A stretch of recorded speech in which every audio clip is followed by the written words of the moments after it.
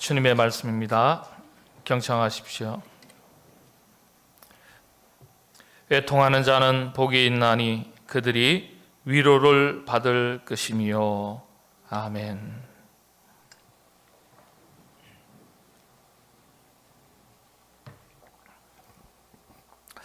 누군가 이렇게 얘기했습니다. 산상수훈은 율법이 아니다. 산상수훈은 종교가 아니다. 산상수훈은 삶에 대한 하나님의 약속이다. 인간이 인간다워지는 인간 성숙을 위한 기회다. 이렇게 얘기했습니다. 하나님께서 기뻐하시는 바 이렇게 사는, 인간답게 사는 그 사람이 성숙한 사람이고, 그런 성숙한 사람에게 이와 같은 복을 주신다는 것이 하나님의 약속이라는 점을 설명하는 말입니다.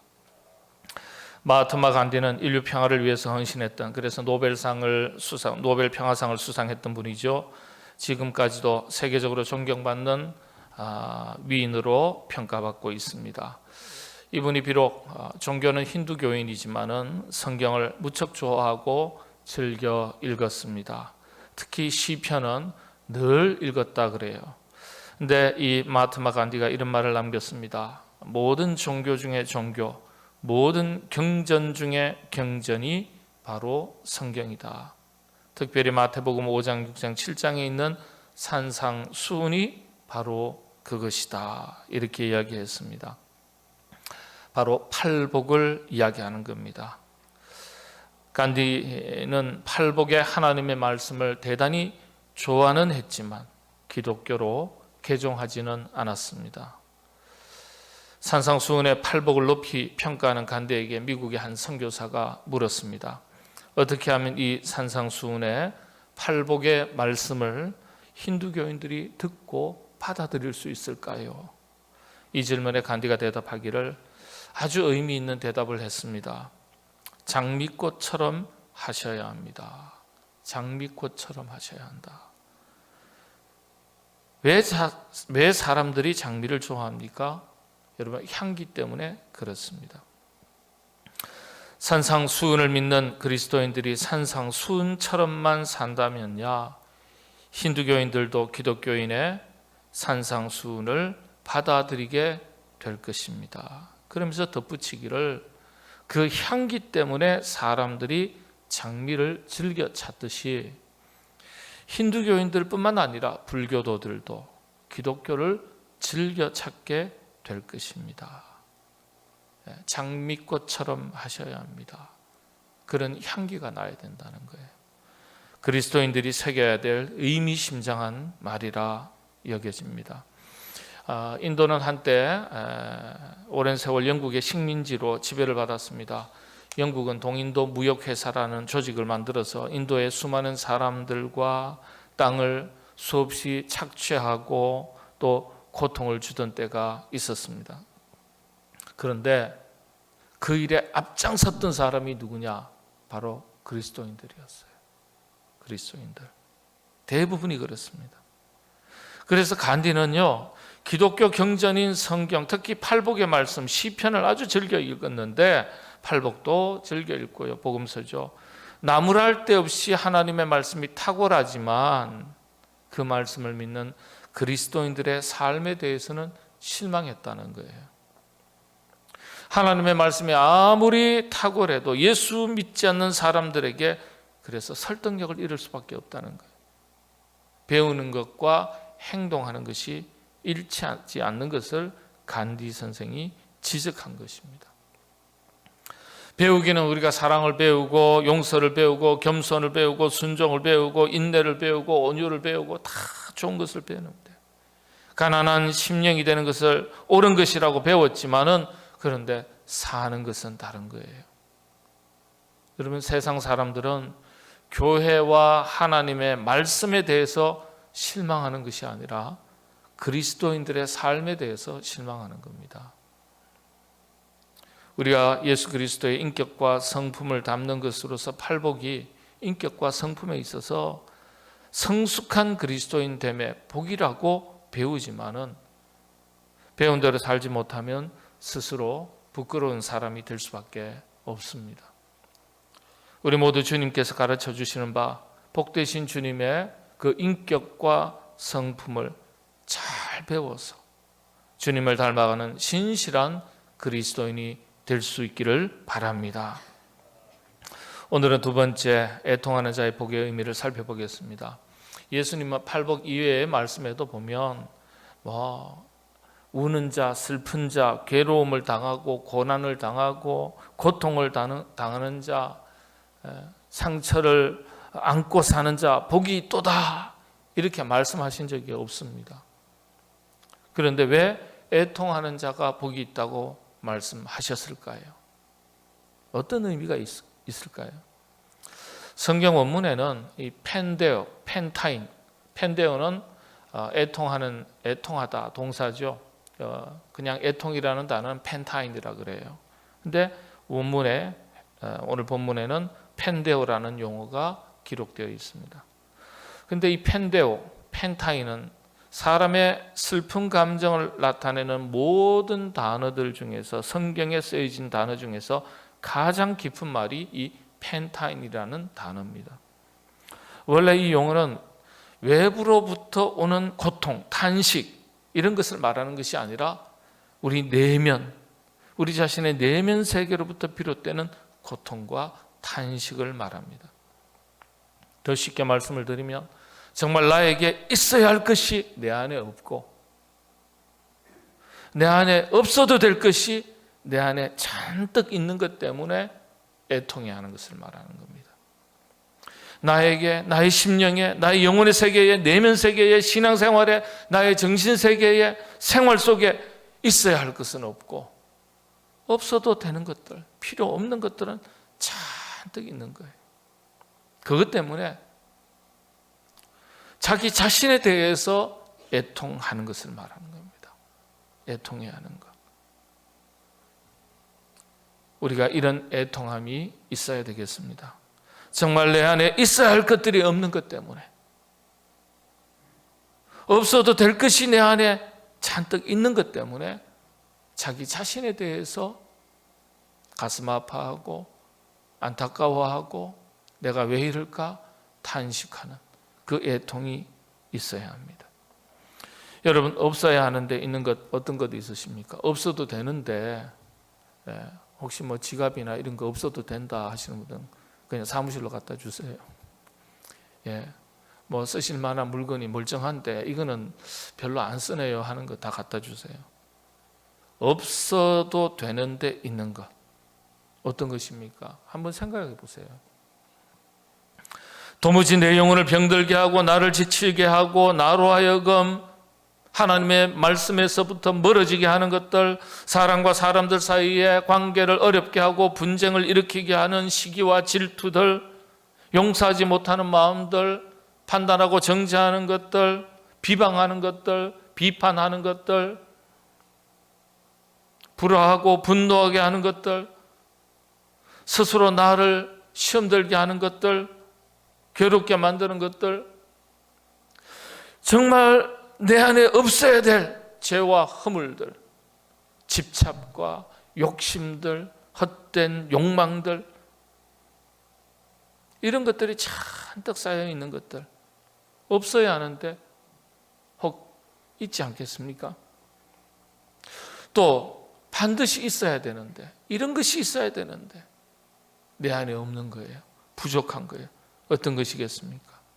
믿음의 확신, 구원의 확신, 헌신된 삶, 말씀을 사모하는 마음, 일러주신 말씀을 지켜 행하는 실천력, 겸손과 순종, 용서와 화해의 마음, 너그러운 마음들, 이런 영적인 열매들이 없는 것에 대해서 내 안에 없기 때문에 이런 것 때문에 슬퍼하고 애통해 보신 적이 있으십니까? 그리스도인들이 영적으로 인격적으로 성숙해질 때 삶 속에서 맺게 되는 열매를 가리켜 성령의 9가지 열매라고 말합니다. 이런 열매들이 내 안에 부족한 거예요. 없는 거예요.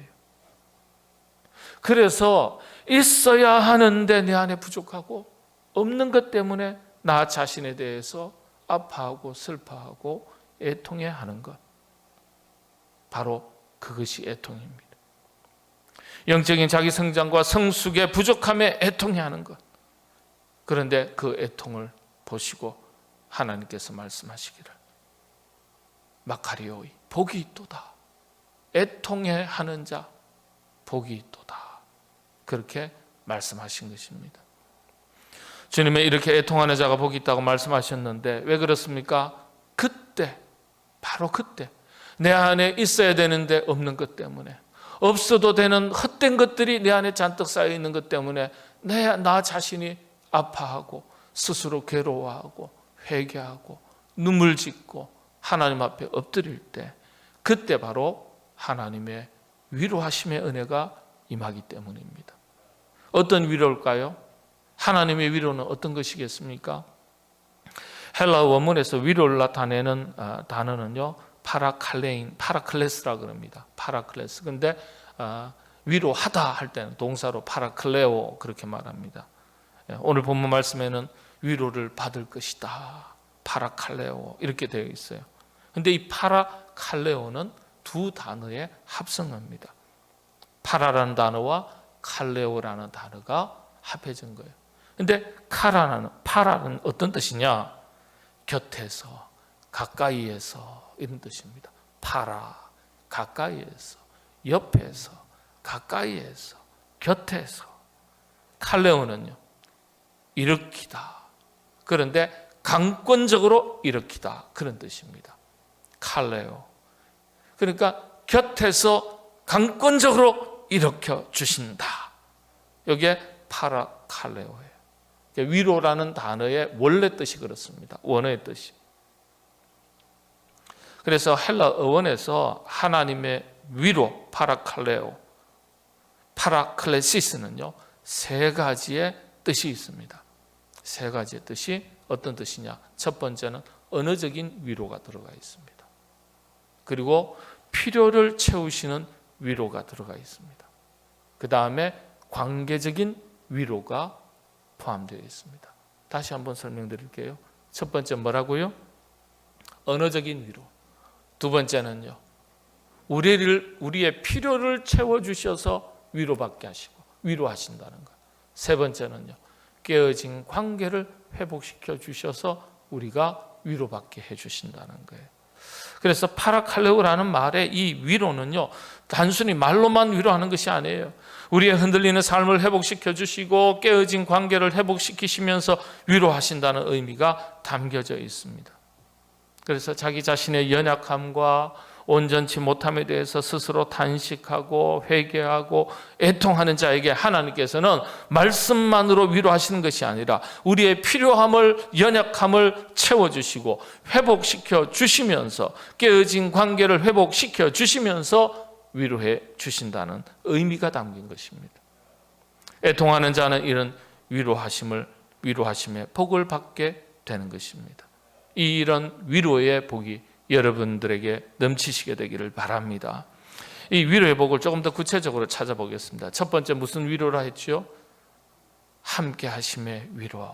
함께 하심. 언어적인 위로. 예.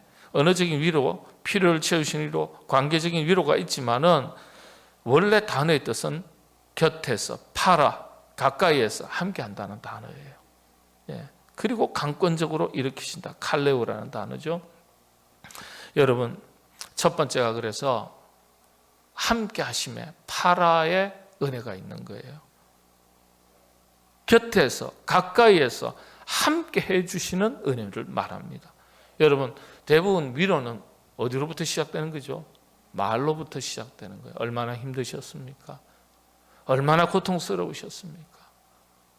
어떻게 지금까지 여기까지 견뎌오셨습니까? 위로는 말로부터 시작하는 거예요.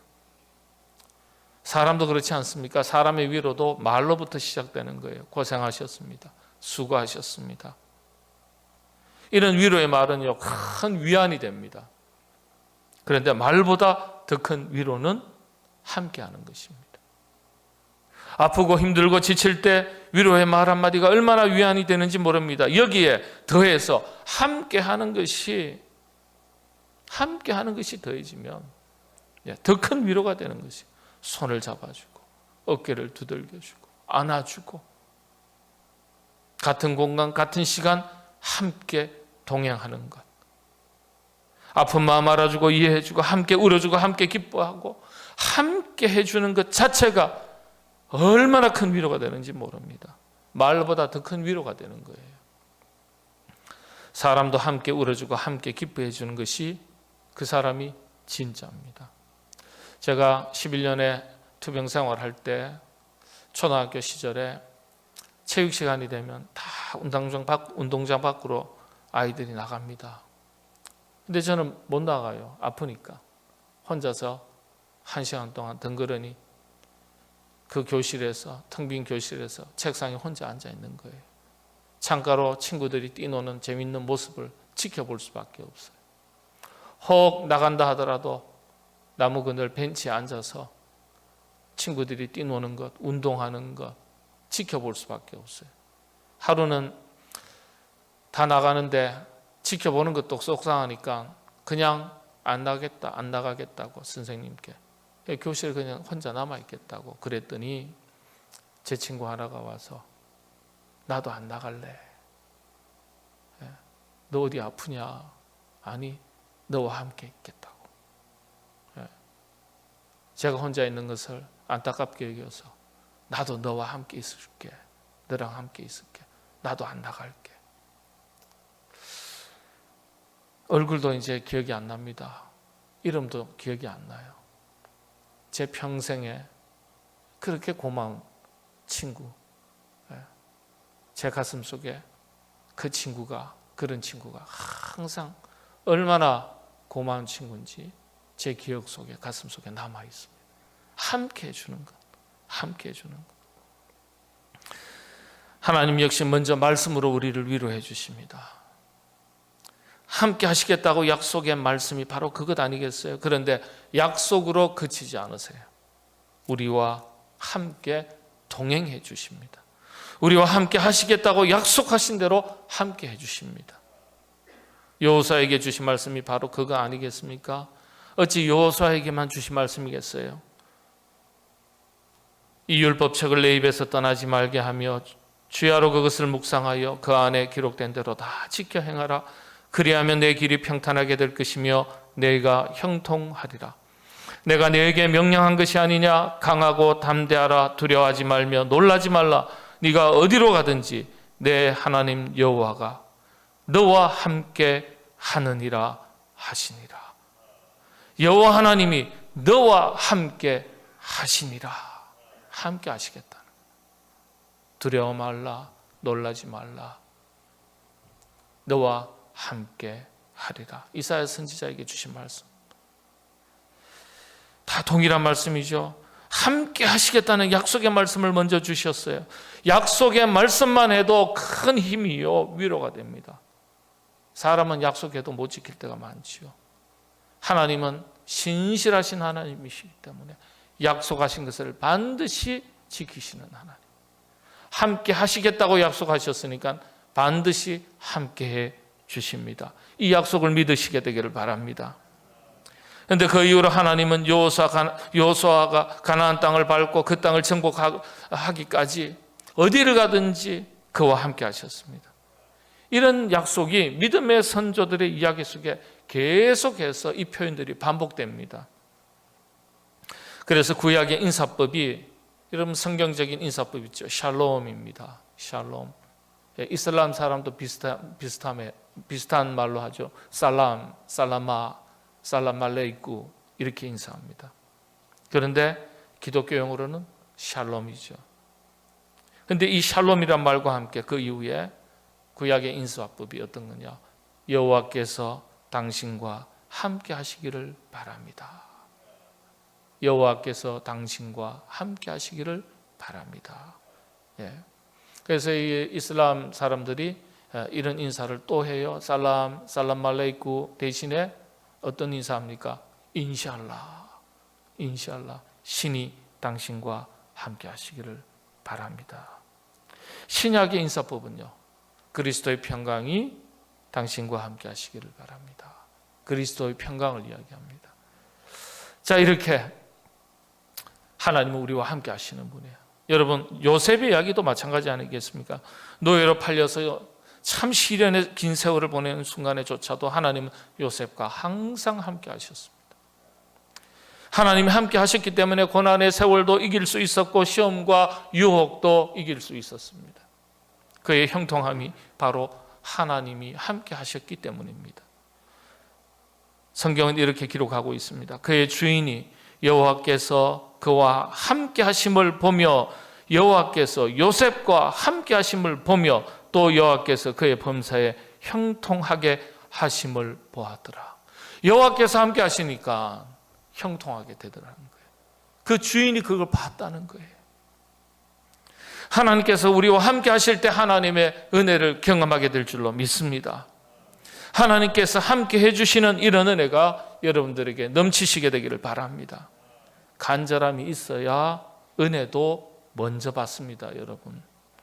하나님께서 함께 해주시기를 간절히 사모하는 자에게 하나님께서 반드시 여러분과 함께 주실 줄로 믿습니다. 두 번째 위로가 어떤 위로일까요? 원어의 위로, 파라칼레인, 파라칼레오.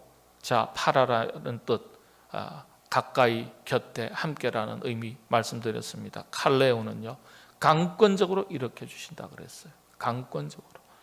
두 번째가 그래서 하나님께서 우리에게 위로해 주실 때 일으켜 주심의 위로입니다. 일으켜 주심의 위로. 강권적으로 일으켜 주시는 은혜. 내 힘으로, 내 능력으로, 내 지혜로, 내 상황으로, 내 재주로 일어설 수가 없는 거예요.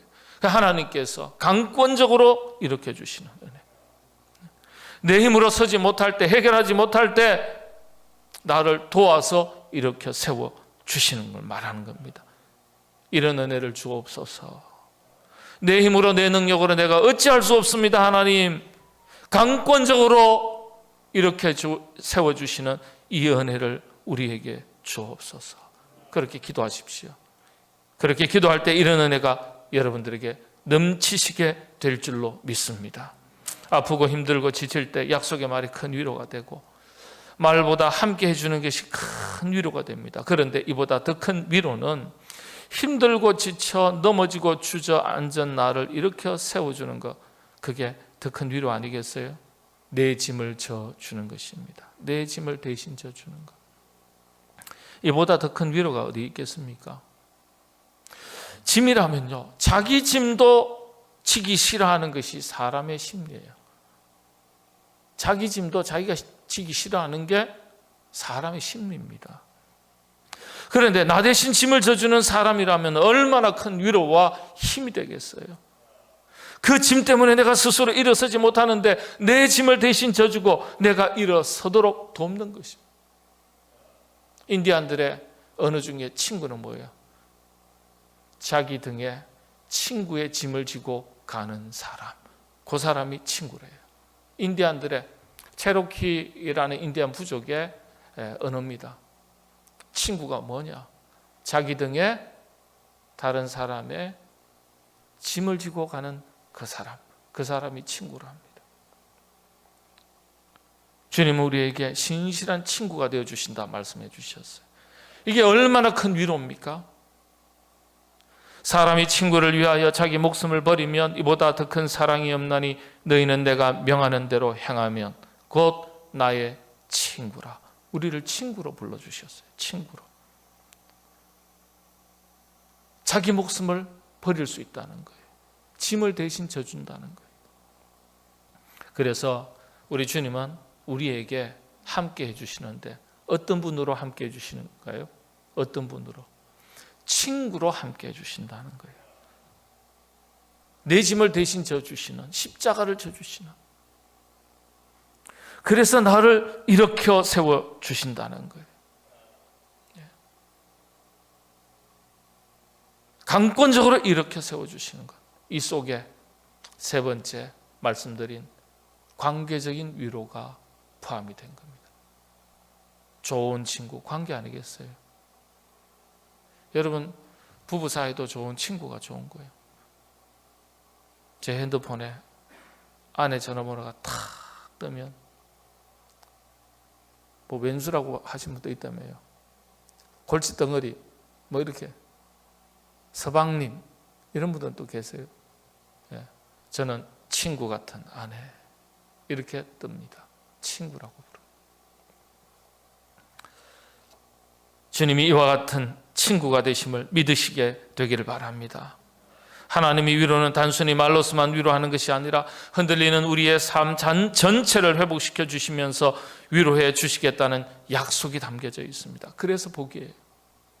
자기 자신의 연약함과 우리 자신의 연약함과 온전치 못함에 대해서 스스로 단식하면서 애통하는 자에게 하나님은 말씀으로만 위로해 주시는 것이 아니라 우리의 필요와 연약함을 채워주시고 회복시켜 주시면서 위로해 주시겠다고 약속하신 거예요. 이런 약속과 성취를 통해서 애통하는 자들에게 위로해 주시겠다고 약속한 거예요. 이 약속의 말씀을 붙들고 사시게 되기를 바랍니다. 혹 이런저런 세상 일로 인해서 지치고 상한 마음, 슬픈 마음, 마음에 말할 수 없는 눈물을 흘리며 살아가시는 분들이 계신다면 이 약속의 말씀을 붙드시게 되기를 바랍니다. 하나님께서 큰 위로의 복을 더해 주실 줄로 믿습니다. 다시 말씀드립니다. 힘들고 지치고 아프고 슬픔에 짐을 지고 인생의 길을 걸어가시는 분 혹 계십니까? 친구 되신 주님께서 여러분의 짐을 대신 져주시고 여러분을 일으켜 세워주시는 큰 은혜가 임하시게 되기를 바랍니다. 말씀을 정리합니다. 자신의 허물과 자신의 연약함 어떤 것입니까? 있어야 할 것은 없고 없어도 될 것은 잔뜩 쌓아두고 있는 것, 이것에 대해서 우리가 스스로 가슴을 치면서 애통해야 하는 심령이 될 때 하나님께서 그런 사람, 그런 공동체를 언제나 위로하시고 일으키시고 관계를 회복시켜 주시고 그리고 하나님의 역사에 높이 들어 쓰셨습니다. 대표적인 인물 중에 한 사람이 바로 다윗입니다. 다윗이 자신의 지난날 죄와 허물로 인해서 얼마나 애통해했는지 다윗 시편 중에 시편 51편은 애통함이 가장 잘 표현된 시편이라고 그렇게 평가합니다. 피로 눈물로 자신의 죄와 허물과 연약함에 대해서 애통해했던 대표적인 시로 알려져 있습니다. 시편 51편, 자신의 가슴을 치면서 드렸던 다윗, 애통하는 그 심령, 그 마음, 그 기도가, 그 마음이 오늘 우리의 마음, 우리의 기도가 될 수 있기를 바랍니다. 제가 다 읽지는 않겠습니다만 10절 말씀만 우리 같이 한번 읽도록 하겠습니다. 시작합니다. 하나님이여 내 속에 정한 마음을 창조하시고 내 안에 정직한 영을 새롭게 하소서. 기도하는 거예요. 하나님, 복잡한 이 마음, 있어야 할 것은 없고 없어도 될 것은 잔뜩 쌓아두고 그렇게 살아가는 저를 새롭게 하여 주옵소서. 제 영혼을 깨끗하게 정직하게 새롭게 해달라고 기도합니다.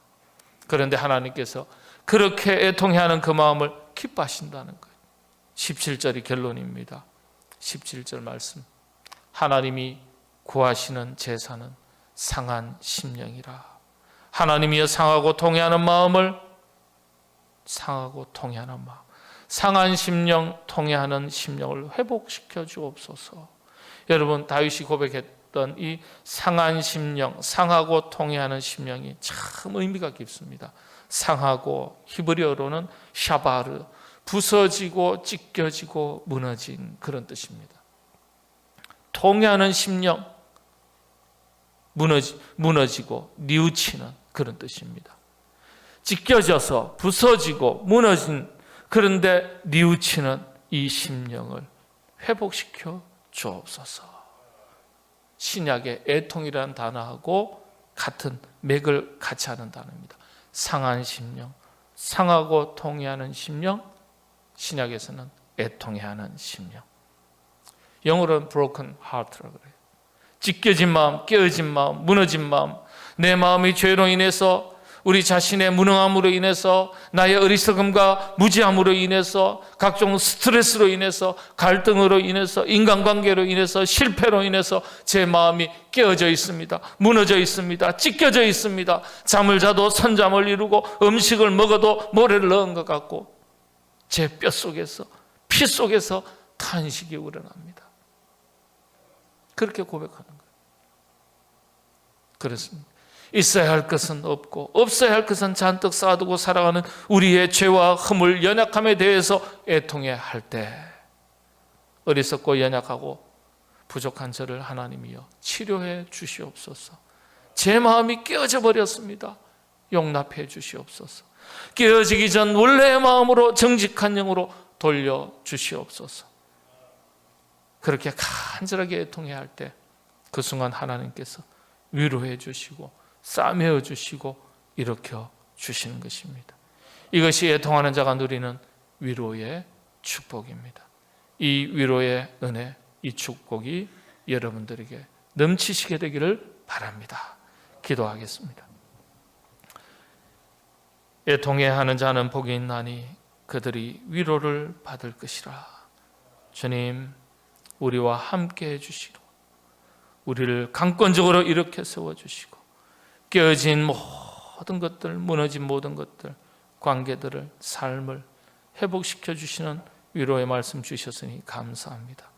주님 앞에 원하옵기는 우리의 영이 깨끗한 영, 가난한 영이 되기를 원합니다. 있어야 할 것은 없고 없어도 될 것은 잔뜩 쌓아두고 살아가는 우리의 어리석음을 깨우쳐 주시옵시고 우리의 영이 정직한 영, 깨끗한 영이 되게 하여 주시옵소서. 예수님의 이름으로 기도하옵나이다. 아멘.